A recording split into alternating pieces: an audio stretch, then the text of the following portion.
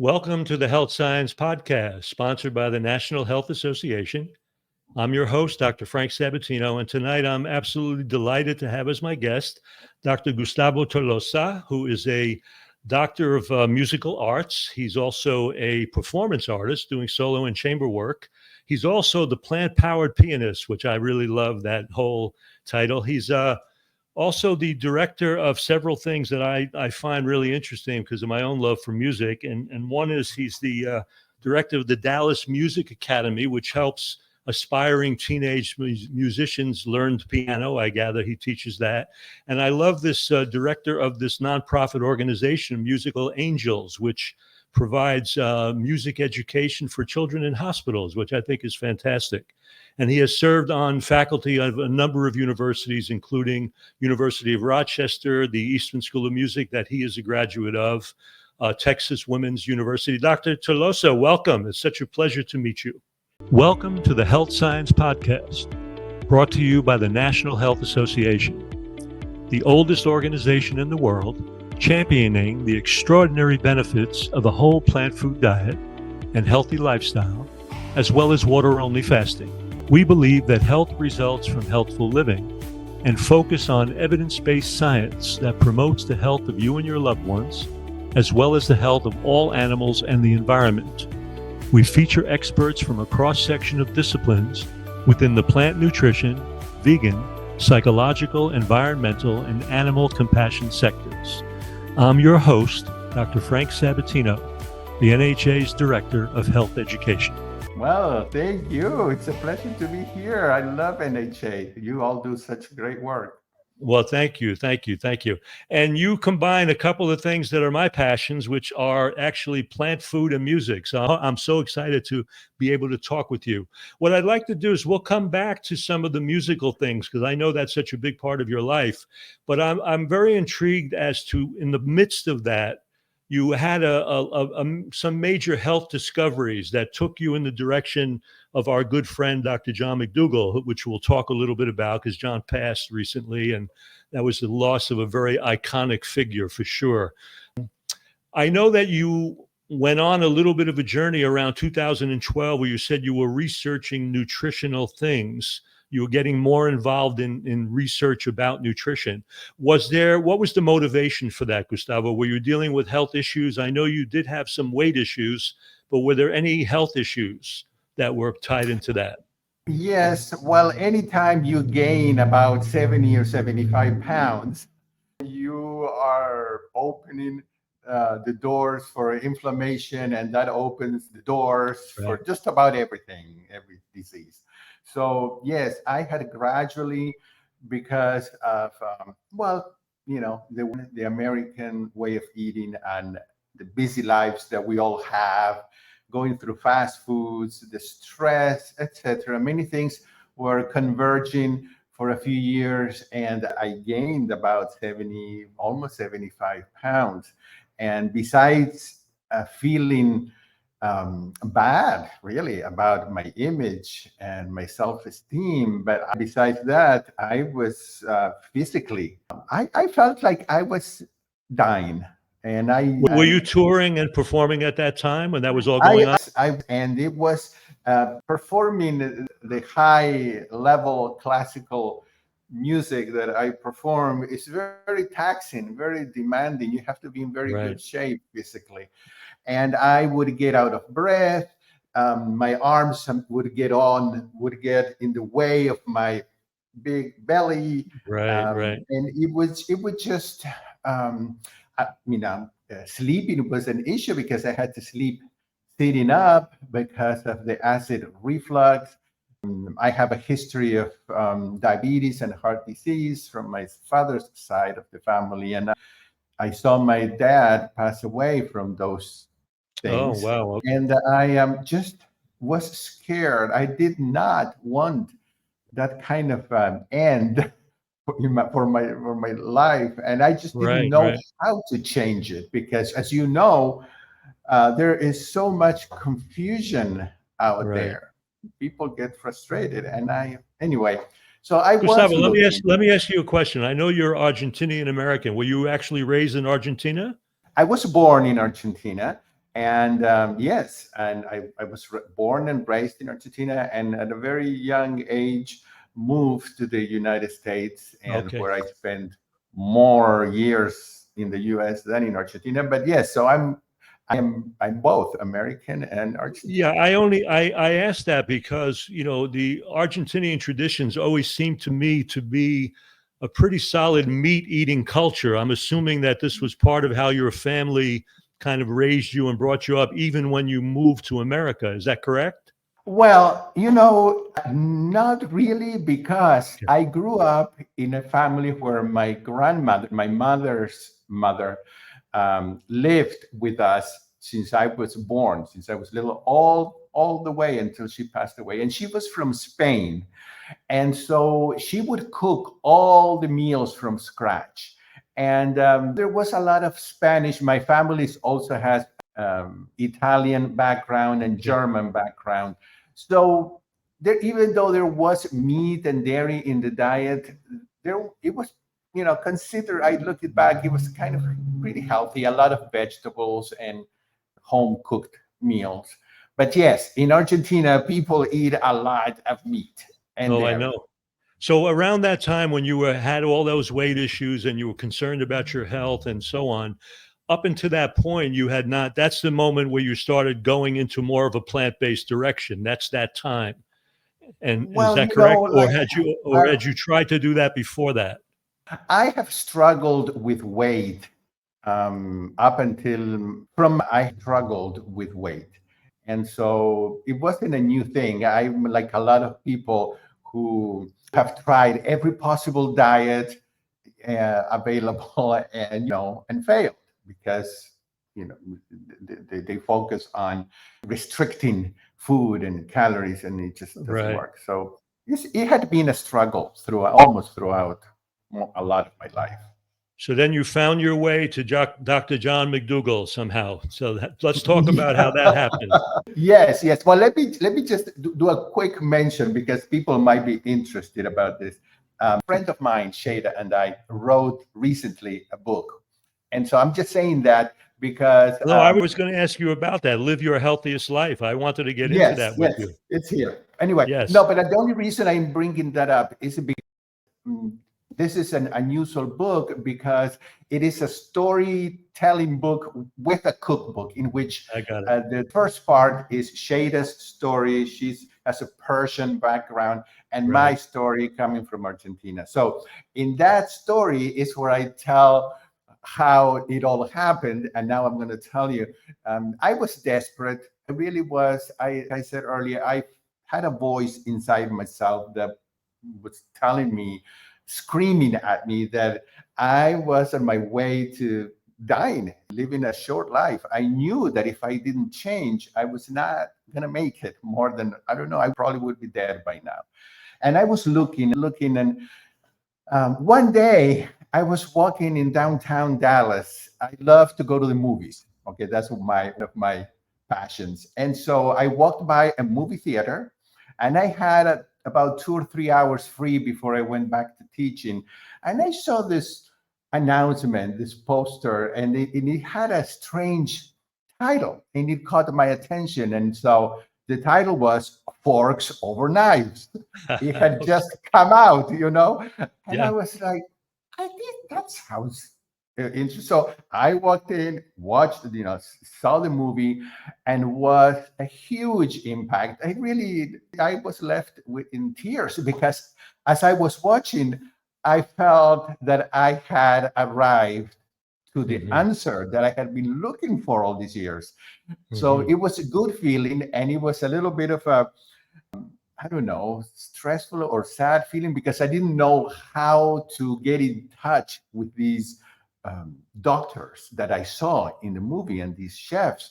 And I wanted it so badly. And one of the many doctors featured there was Dr. John McDougall. And for some reason, I don't know, I just clicked. When you feel like there's a connection and you don't even know the person. So yeah, I started researching and looking. It took me a while to finally find that he had a live-in program in Right. Santa Rosa, California.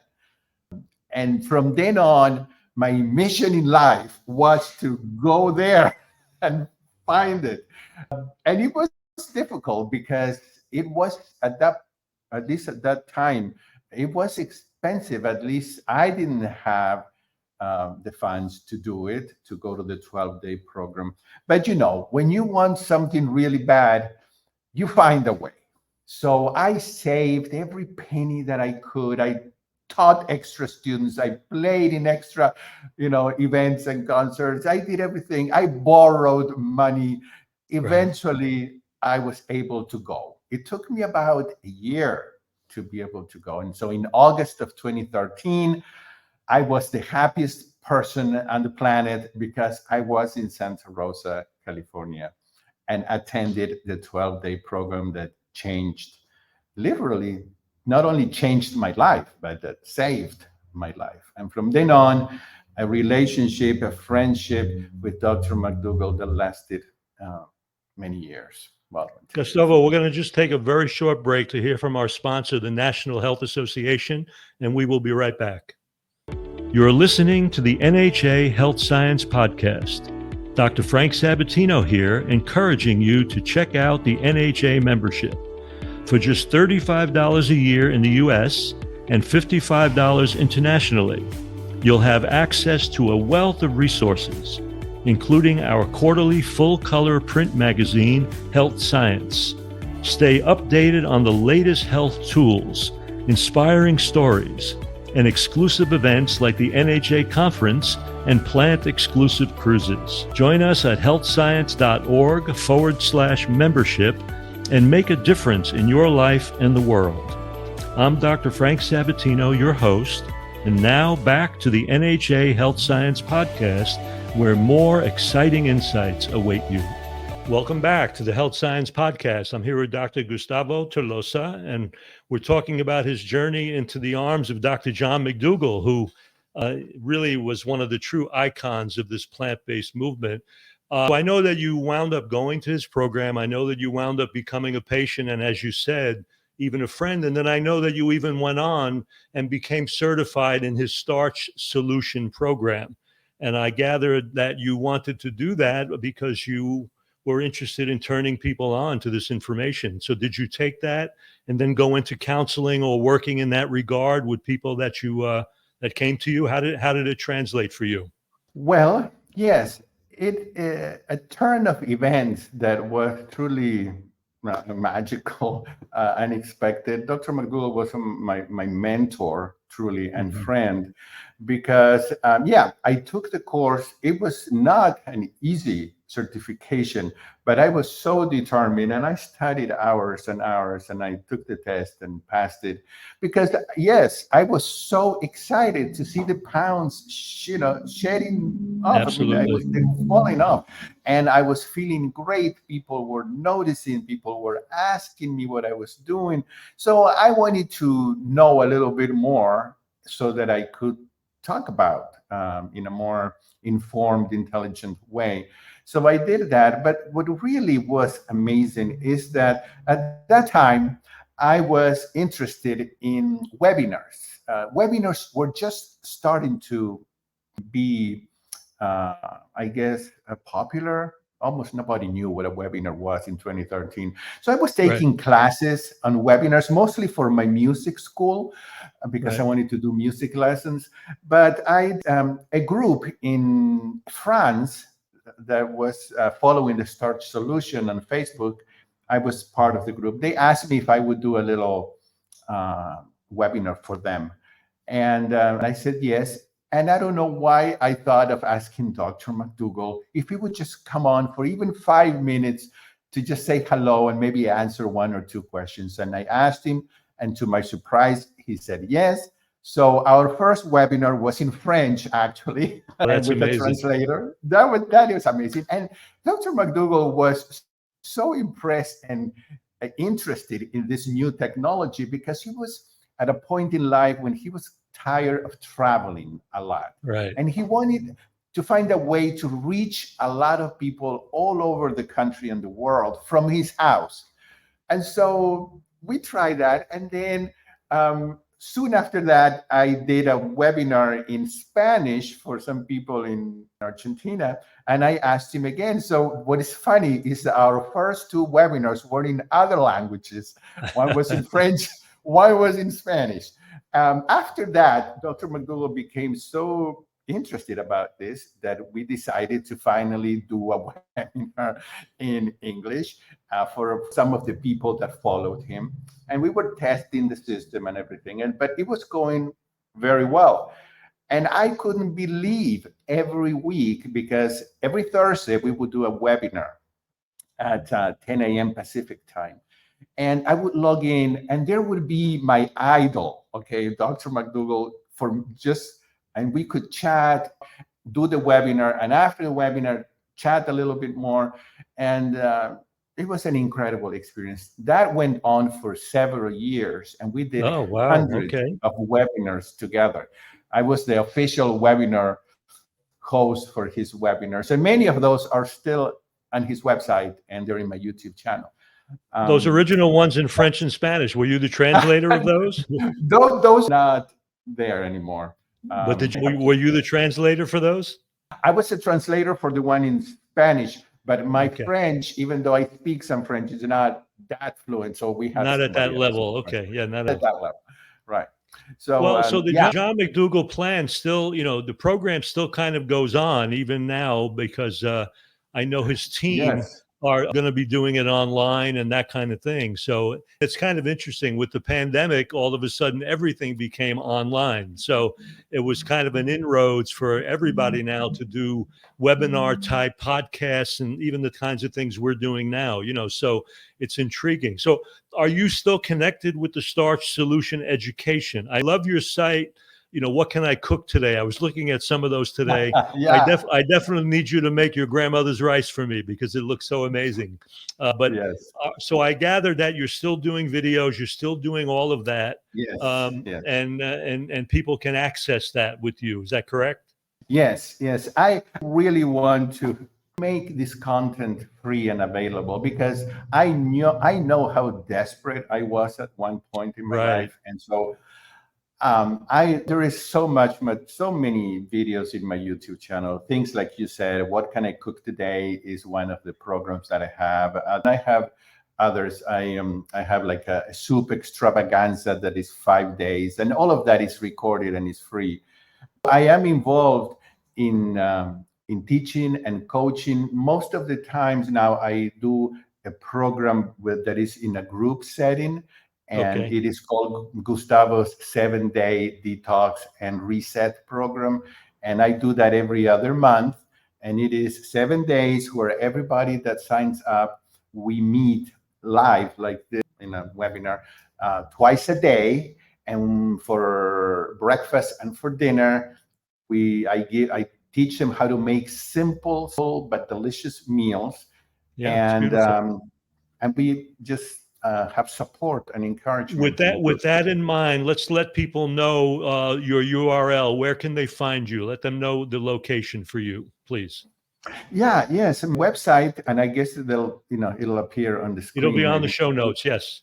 Yeah, in the show notes. It's Plantemas. It's plant because of plant. We're eating plants. So PLANTE, which in Latin it means like, and then MUS. So plant. E-mus for music. So because I like to combine music and plants, and a lot of my shows, I show people how to cook, and then after that, I play a little bit of piano. So we have music and food. Now you're talking. I love that. So let's segue into how did you hook up with Shada Soleimani, who I love her. She's so amazing. How did you cross paths with Shada? How did that happen? Well, talk about how that happened and how the book came to be. Live your healthiest life, one bite, one meal at a time. I love that title. It's a great title. So talk about that. Yeah. Well, okay. It's briefly tell you. Everything, of course, happened because of the McDougal program. When I started working with McDougal, I would attend a lot of programs because I would film I would make videos. And then I attended the 3-day weekends that they had and other programs. And so during all those years of attending all of these programs in person, I met people like Chef AJ, and other chefs, other doctors. And because I met Chef AJ, I met Shada, Right. because Shada really started, but not started. I mean, she has started before, but when she met Chef AJ, that's when she really became successful. So that's where I met her. Then I met Dr. Hans Deal as well, Right. and his wife Lily, who is a wonderful concert pianist, and we performed together. So I met a lot of people, and Shada and I, well, with Chef AJ, we clicked instantly. And I would visit her and her husband Charles often in California, and we would film a lot of webinars and videos. And then I met Shada, and with Shada, it was like meeting this another sister, and the Right. brother that she didn't have. She says, it was just amazing how you can feel this connection. So No, we also I feel it. started. I could feel it as you talk about it. It's beautiful. I could feel the heart space, and she is that way. I love being around her. She You know, is. She's a lovely. I've Yes. gotten to know her through the NHA conferences because she usually attends them, and she's just an amazing spirit. I really love her. So then you decided to put this book together. Yes, let me say that Shada attended this year's NHA conference, and I already signed up and paid for mine for next year, so I'll be there. And yes, so we I would also visit Shada and her lovely mother many times, and we would film videos in her house and do programs in her house in California. And we just became very close friends. And at one point, Shada said, "Hey, why don't we write a book?" And it was one of those things that I had thought about as well. And I thought that it would be interested to have a book that has both points of view, from a woman and then Yeah, from a man, it's because a great idea. a lot of the books that we see, cookbooks, are written by women. So not only a man and a woman, but also two people that come from opposite sides of the world and somehow end up in the US and struggle with weight, and then Mhm. find ways to make food compliant but delicious, and transform our own food that we love from our countries and make it whole food, plant-based, so that we can still enjoy that. So yeah, we decided to start writing it. It was a very eye-opening experience. Sit down and put it in paper, your Of course. thoughts. Yeah, it was Writing is an arduous journey. It's a really introspective. I just got a book published myself, so I know the dance that goes on with that, and it's a lot of work, and it's usually a labor of love, and it's a lot of work, especially when you're trying to continue to do what you're doing too, because you have a very full life, as I do. So when you're trying to write in the midst of all of those things, it's not an easy oh, task. it is not, like you said, it is a work of love, because, as you know, we don't get rich writing books. We No. just, we really do it for a personal, fulfillment, and also because we really do care about others and want to help. It was a little challenging to put the book together, because it's not just a cookbook. So we wanted Right. story to flow. And so somebody amazing and a great writer that is here, Glenn, Yeah, probably Glenn should is know. amazing. Yeah. Yeah, his food Glenn is Mercer. climate. Yeah. Yes, yes, yeah. And he has helped Chef AJ with all of her book, most of them. We've And had we Glenn told on the him, show. We interviewed Glenn on the oh, show. you've had, He's an okay. amazing person. Absolutely. He's so fun to listen to. He has a Yes, he's great very sense of much fun. He's humor. fun. So Gustavo, let me Yeah, segue away from something because yeah. let's get into your other passion because when I'm a musician myself, certainly not at your level, but when I had my children, one of the things for me was I wanted them to really get turned on to music because it had such a huge impact in my life. And I know that you spend so much time in the education and making music available to children, teenagers and children in hospitals. So let's talk about that little labor of love for you. What is your, what is that heart space for you when you're working with children and music? What's the turn on for you with that? Yes, first, let me say that for most of my career, I was working in the we call higher education, the university level as a student and then later as a teacher. So usually was with adult students, but at one point in my life, I really wanted to expand and to reach the younger generation. So yes, I started a music school. It's called the Dallas Music Academy, where we teach any age really, but we have a lot of children and adolescents. And at that time, I was going through a hard period of my life. It was the year 2004, 2005, and six, difficult years, and I started feeling that I was getting depressed. Really, it was really hard. So one day I was driving to the college where I was teaching, and I saw this huge building, which was a children's hospital, and I thought, I wonder how many children there that are, kind of in a way trapped because they obviously cannot go anywhere. And I thought, I know the power of music. I know the healing power of music. I wondered if I could go in there and help them make music with their own hands while they're recovering or going through whatever they're going through. And I, inside me, told me to do something for others so that I would not focus so much in my misery of what I was Right. going through. And that was a turning point in my life because it became like an addiction. Every week I would go and the music therapists would pick students or patients, I should say, where I went inside the rooms. Many of them were terminally ill and they had serious cancers and other conditions. But that was the only time in the week, according to the parents and doctors, where they smiled and they were looking forward to it and they were happy because I took a keyboard and I gave them a lesson, a real lesson, and I treated them like they were healthy and fine, and gave them homework for the next week. And we did little recitals in the hospital.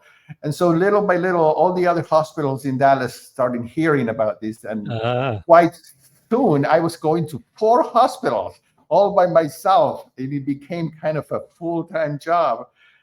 And I really, even though I was helping a lot of kids and families, they helped me so much because every day when I would come back home, the problems that I thought that I had seemed, nothing compared to the tragedies. Well, it really was the healing power of music for you as much as it was for them, which is the beautiful part of Yes. that story. Yeah. Yes. Yeah. Now, did they Exactly. have access to instruments in the hospital, or were you bringing in a keyboard, or how did it work? Yes. Well, very soon I decided to organize this as a nonprofit organization with a small board of directors, something that I wanted it to continue for a long time. So yes, we would buy keyboards and guitars and leave them in the hospital at a designated room that was locked. And the students would ask the child life specialist or the music therapist for the keyboards to practice. And they would take the keyboard to the room, practice. After they practice, they would sanitize them in a special way so that Right. they wouldn't be carrying germs or anything from room to room. But yes, the kids had access to instruments every day of the week, so they could practice. Beautiful. Because when I went to teach them the next lesson, they had to show me that they had practiced, and so it just got their minds off and thinking something else, something positive, something beautiful. I think it's beautiful. We're talking going back about 20 years now when you talk about that. So let me 20 ask you a years. question. Let me ask you a question. If any of those children now that have grown up to be adults, have you had any contact with any of them that remember your program or that it made such an impact in their lives? Have you had any contact with any of those people later on Well, out of the yes. hospital maybe or whatever? Yeah, yeah, yeah. One of those gifted patients, students, Alexis was his name, is his name. After he recovered, and he said that he recovered because of the music lessons. It gave him something to look forward to, and he wanted to be a musician when he left the hospital, and he wanted to heal and leave the hospital. So he actually, one day I went to teach him, and the child life specialist said, well, he's been discharged, he left. And because of the rules of the hospital, obviously I couldn't tell me his phone number or address or anything. So I was happy to know that he had recovered. And even though he had leukemia, he had recovered fully. And I was a little sad because he was a truly gifted student. Huh. A few months later, I hear a knock on the music studio door, and it was him and his mother, and they had found me somehow. And so that student now has gone through college and gotten 2 degrees in music, a bachelor's Oh and my, what a master's. fantastic story. Wow. And just last week, no, 2 weeks ago, I was able to hear him play with an orchestra, a very difficult piano concerto at a university where he's getting his master's degree in December. So that is incredible. When I look back, That I mean, must have made your soul take flight to be part of all yeah, of that. I true. could just barely imagine. It's amazing, truthfully. It Let me is. ask you a question. We know that a lot of the health problems that, we suffer with as a country, they start very early in childhood because unfortunately these children, if you think about child obesity, is one of the worst obesities on the planet. More in the last 30 years, the greatest growing group of overweight people have been children under the age of 18. So because you're working with teenagers and children, do you ever feel the need or the desire to bring your food education into the work you do with music? Or is that something that has to be kept separate? It's a touchy area, Right. because you have to see if I've learned a lot during these years. When I was first starting and I was so excited, I wanted to stop everybody in the street and in the Of course, elevator. you want to preach. We all want to preach. Yeah, I know. And you get a lot of disappointments because not everybody wants to. Nobody's interested. A lot of people, not everybody is interested. So I learned to catch some hints and talk to those who seem to be interested. So when I see that, I have no problem in sharing, but I might mention it. I just have to be very careful in how I bring up the topic. Now, I focus mostly online, doing lectures and programs and Right. cooking demos and stuff, so that those who I enjoy doing that. I like to be in front of a camera. Yeah, well, that's cool. So if somebody really wanted that information, they could be directed to those programs, which is easy enough because you're doing them pretty regularly. Yes, yes, yes. But every now and then, yeah. I mean, people ask if they ask me, and I notice that they're sincere and they don't want to like pick a fight or something, to tell me that I'm Right, doing right, right, right, something, right. setting up a time if they're interested in hearing more. Yes. In the midst of all of that, how does your performance schedule look now? Do you still perform out? Do you still go on the road? Do you go? How do you work out your performances? Yes, yes. Performing is my first love. I guess just about every musician starts music or chooses a music career because they love to share music. And Right. then later, we also teach because we love teaching. I mean, I love teaching, but also because it's a way of getting income. Performing, not a way of making a living for most musicians. So I still perform. I have a big concert coming up on October 31st for Halloween, but it's not a Halloween concert, but it is in Argentina. So Oh, and wow. I'm Okay. yeah, and it's a beautiful theater. I think it's going to be broadcast live, and I'll have the link for that. I don't have it yet, but I love to perform, so I keep it kind of busy. Where can people find your music in addition to, I know we talked about where they can find your plant-based education, but how can they find your music? I have two things. I have a YouTube channel under my name, Okay. Gustavo Tolosa, and I have a website which is also it's called drtolosa.com, but Okay. it's not spelled out. It's Right. drtolosa.com, and there are recordings there. I'm a perfectionist. Okay, so I have a hard time uploading videos of my playing because if there is one little I note got it. wrong, I just like no, forget it. So, but there are some. Yeah, there are Okay. several videos that people can Do listen you to. have recordings that are out too, that are actually out in space? I did a professional CD where I play by myself, and then I have a violinist and a cellist, Okay. and that's a CD. But I do. It was before it was online. I just look it up. I don't recall where that Right, is. right, right, right, right, right. Unfortunately, Well, yeah. Gustavo, as we kind of wind this down, well, let's before we do that, what's on the horizon for you now? More of the educational things, or what you talked about the concert coming up. How do you see things going into the future for you? Well, I see it as continuing my combining my two loves of music and nutrition, plant nutrition. So for now, I have a few things. One is continuing to promote the book that Shada and I wrote, and doing. We're going to start doing videos together where we will cook the recipes that we have in the Right. book. I really enjoy my 7-day program because what I've done all of these years, I've heard so many health professionals and chefs, and what I've done is I've taken all that information and condensed it and make it very easy to understand. And so I enjoy doing the 7-day program because I see a lot of really amazing results.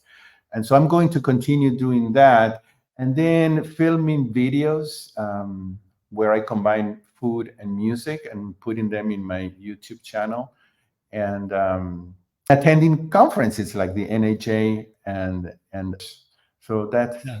that's what I'm As doing. we wind this down, do you have any final words you'd like to share with the audience out here? Any final thoughts or words? Well, yes, I would like to urge people to find what works for them.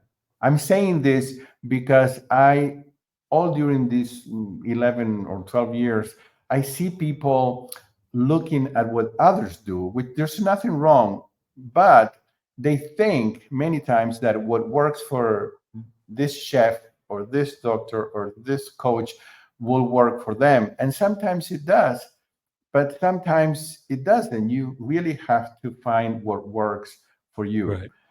So I encourage that, and I encourage people to make things simple, to being recipe chasers, and to focus on finding a few simple meals, and not recipes, but simple meals. For example, one of my simple meals is um, roasted sweet potatoes with steamed broccoli and some delicious balsamic vinegar. That's a simple meal, but it's delicious. It's not a recipe.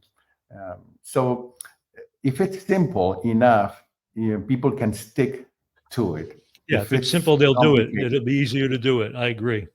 Well, I yeah. can't thank my guest, Dr. Gustavo Tolosa, enough for being with us today, sharing his information. I urge you to follow him. You can see his location on the show notes that is scrolling below. Get his book, Living Your Healthiest Life, one bite, one meal at a time. I urge you to pick that up and look at that and with that and have fun with that. And I really want to thank all the people that have joined us today, because without you, we can't do what we do. And I want to thank you for being part of this very active, healthy community. And on behalf of the National Health Association, I'm your host, Dr. Frank Sabatino, and I look forward to being with you on the next episode of the Health Science Podcast. Gustavo, thank you so much. Really, so appreciate it. Oh, no. Appreciate you for having me here. Thank you. You've been listening to the Health Science Podcast, brought to you by the National Health Association. Thank you for joining us today and for your commitment to evidence-based health science that backs a whole food, plant-exclusive lifestyle and contributes to the well-being of all people, animals, and our environment. I'm your host, Dr. Frank Sabatino. Be sure to leave a rating and a review, and we'll see you on the next show.